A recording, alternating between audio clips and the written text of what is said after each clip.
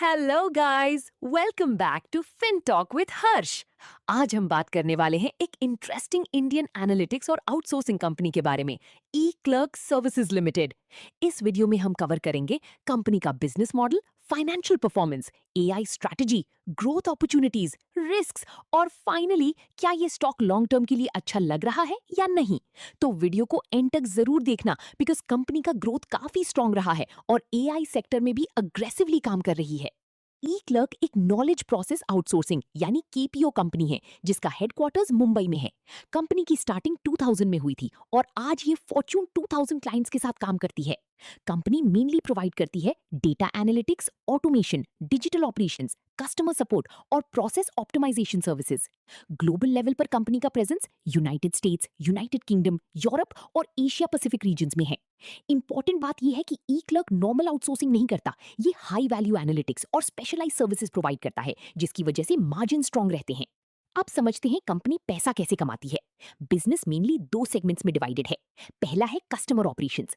इसमें company customer support, technical operations, sales enhancement और customer retention services provide करती है।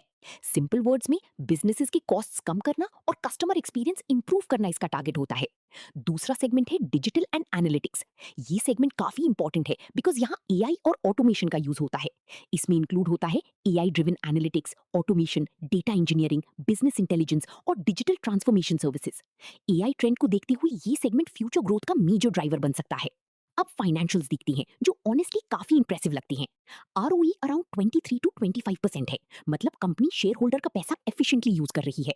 आरओसी अराउंड 28% है जो स्ट्रॉन्ग कैपिटल एफिशिएंसी शो करता है। डेट टू इक्विटी सिर्फ 0.14 है, यानी कंपनी के ऊपर डेट बहुत कम है। ऑपरेटिंग मार्जिन 24 टू 28% के बीच हैं। सर्विस कंपनी के लिए ये काफी स्ट्रॉन्ग मार्जिन मानी जाती हैं। ओवरऑल कंपनी फाइनेंशियली स्ट्रॉन्ग और प्रॉफिटेबल दिख रही है। अब ग्रोथ की बात करते हैं। कंपनी का रेवेन्यू कंटिन्यूसली ग्रो हो रहा है।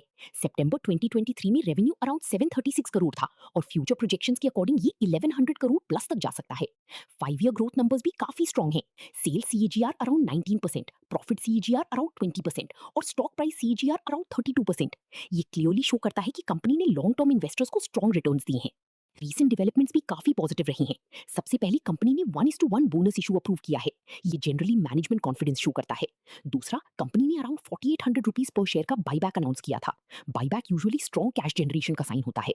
और लेटेस्ट क्वार्टरली रिजल्ट्स में around 40% PAT growth, strong revenue growth और न्यू क्लाइंट एडिशंस देखने को मिली। तो अभी बिजनेस मोमेंटम काफी अच्छा लग रहा है। अब आती है सबसे इंपॉर्टेंट टॉपिक पर, एआई स्ट्रैटेजी। बहुत लोगों को लगता है एआई आउटसोर्सिंग कंपनीज के लिए थ्रेट है, लेकिन ईक्लर्क खुद को एआई इनेबल्ड कंपनी के फॉर्म में पोजीशन कर रहा है। कंपनी एआई को यूज कर रही है एनालिटिक्स, ऑटोमेशन, वर्कफ्लो ऑप्टिमाइजेशन और कस्टमर ऑपरेशंस इंप्रूव करने के लिए। इनका roboworks platform reportedly 15 to 20% automation gains देता है। अगर कंपनी एआई को प्रॉपर्ली एग्जीक्यूट करती है तो फ्यूचर ग्रोथ और भी स्ट्रॉन्ग हो सकती है। अब रिस्क की बात करती है बिकॉज हर स्टॉक में रिस्क होता है। सबसे बड़ा रिस्क है एआई डिस्ट्रप्शन। अगर एआई ट्रेडिशनल आउटसोर्सिंग का काम फास्ट ऑटोमेट कर देता है तो डिमांड इंपैक्ट हो सकती है। दूसरा रिस्क है मार्जिन प्रेशर। ट्रैवल कॉस्ट्स और मार्केटिंग एक्सपेंसेस इंक्रीज होने की वजह से मार्जिन प्रेशर में आ सकती है। और तीसरा रिस्क है रेवेन्यू वॉलेटिलिटी। कंपनी का साइज लार्ज आईटी फर्म से छोटा है, इसलिए क्वार्टरली फ्लक्चुएशन ज्यादा देखने को मिल सकती है। वैल्यूएशन की बात करें तो स्टॉक का पी अराउंड 22 टू 23 है। कंपनी की स्ट्रॉन्ग ग्रोथ और प्रॉफिटेबिलिटी को देखते हुए वैल्यूएशन रीजनेबल लग सकता है।